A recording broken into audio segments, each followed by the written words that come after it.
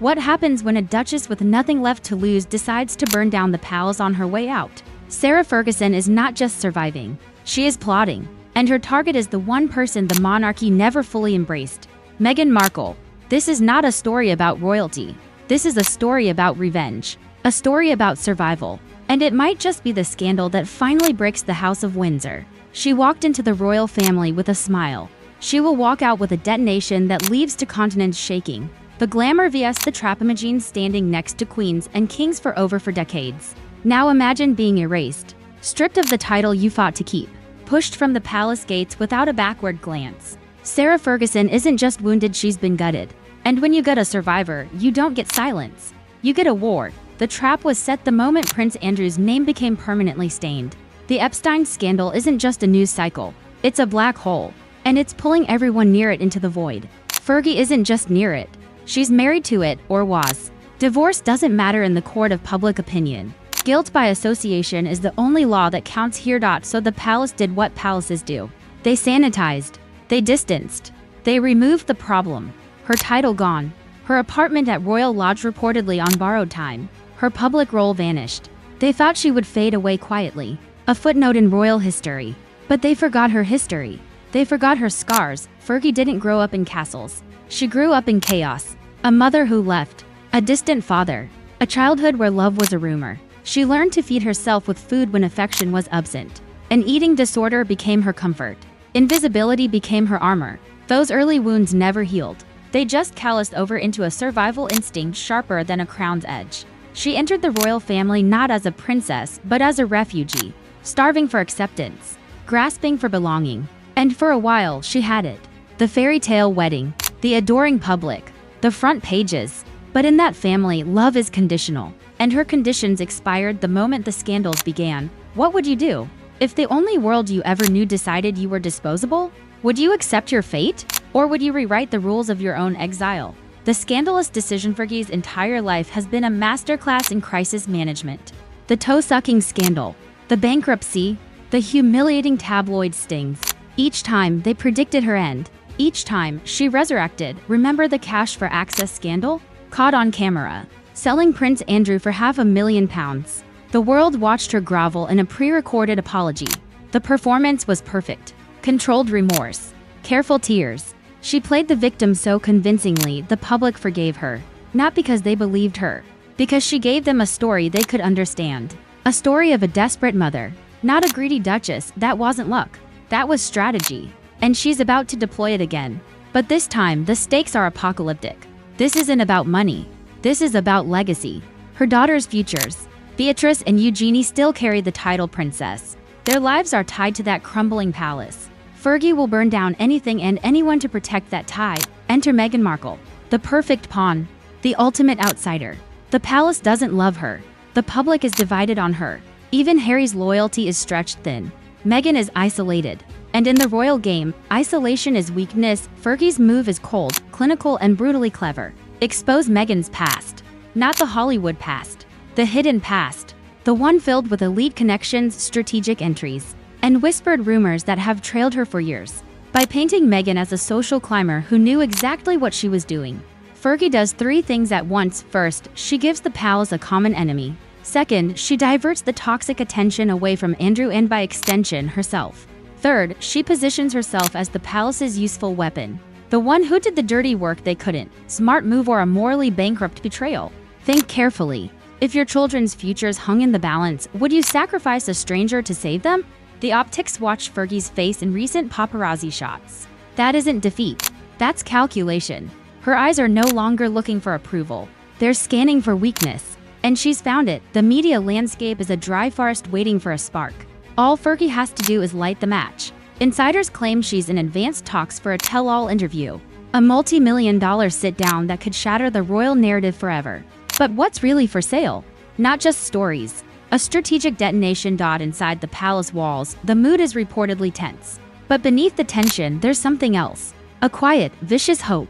Let Fergie be the one, a source allegedly whispered. Let her say what we've all been thinking. The optics are a silent nod. A royal blessing without fingerprints. If Fergie succeeds, the palace cleanses itself of the Meghan problem. If she fails, she's just a bitter ex-royal spinning lies. They win either way, but Fergie isn't playing for them. She's playing for her daughters. Every move, every leaked rumor, every hint of what she might know, it's all a message. A message to the palace, I still have value. Use me. A message to Meghan, I know things. Stand down. And a message to the world, I am not disappearing. Who gasped when the rumors began? Meghan's small circle of allies. Harry's dwindling defenders. Who smiled? The old guard. The courtiers who never accepted an American actress. The aristocracy that saw her as an invader. The optics are a split screen of horror and hope. Depending on which side you're on, the Faluzzo, what does Fergie actually have? Let's walk through the clues one explosive piece at a time. It starts with a friendship that doesn't add up. Meghan has said, publicly and repeatedly, that she and Princess Eugenie were close friends long before she met Prince Harry. They hung out. They confided. They were in each other's worlds. But in the same breath, Meghan described meeting Harry as a blind date with a man she knew nothing about. A prince she'd never Googled, a stranger. Let's pause here. If you're best friends with a princess, how do you not know her family?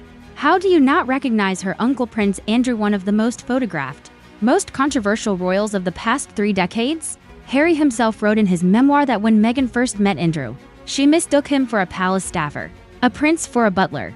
That's not just unlikely, that's scripted. Fergie is Eugenie's mother. She was in the room figuratively and literally. She knows when they met. She knows what was said. She knows if Meghan's timeline is truth or theater. And that knowledge is a weapon. Then there are the circles. Soho House, if you don't run in elite circles, you might not understand. This isn't a nightclub.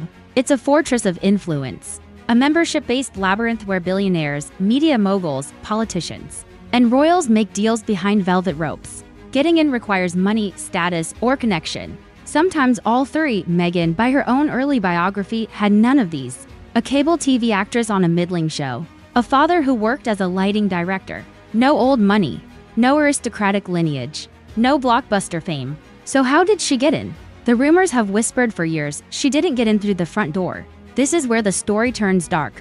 For years, tabloids and gossip columns have floated the term yacht girl. It's an unverified, shadowy label referring to women who gain access to elite circles through private parties, luxury travel, and companionship on the yachts of the ultra-wealthy.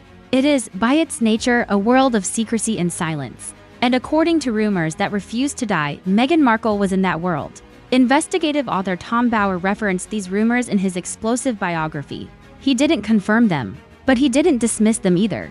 He let them hang in the air, toxic and tantalizing. The implication was clear: there was smoke. And where there's smoke, there are often hidden fires. Now, connect the dots. Prince Andrew was a fixture in those same circles. The yachts, the private islands, the Epstein-adjacent social scene. If Meghan was in those circles, their paths didn't just cross, they overlapped. And Fergie, as Andrew's wife at the time, was often in the periphery. She saw the guest lists. She knew the faces. Here comes the bombshell claim. An unnamed journalist once alleged that photos exist from the early 2000s. Photos of Meghan Markle in Thailand, on a yacht, with Prince Andrew in the background.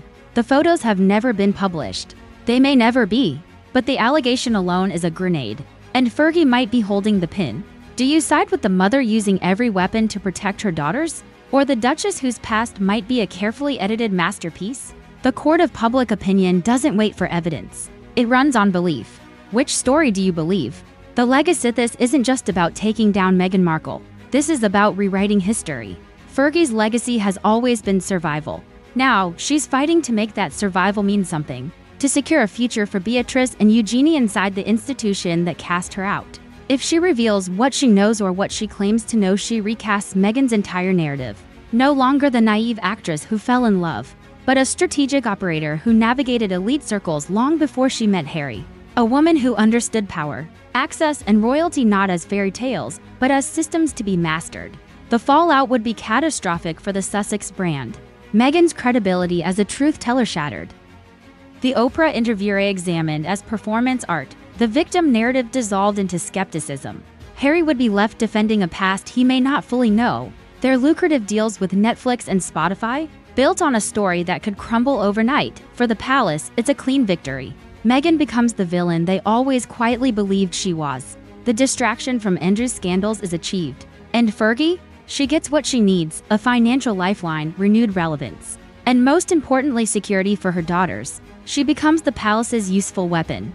The attack dog kept on a long leash, but this is a gamble with nuclear stakes. If Fergie's claims are exposed as exaggerations or lies, her own destruction will be total. No more sympathy.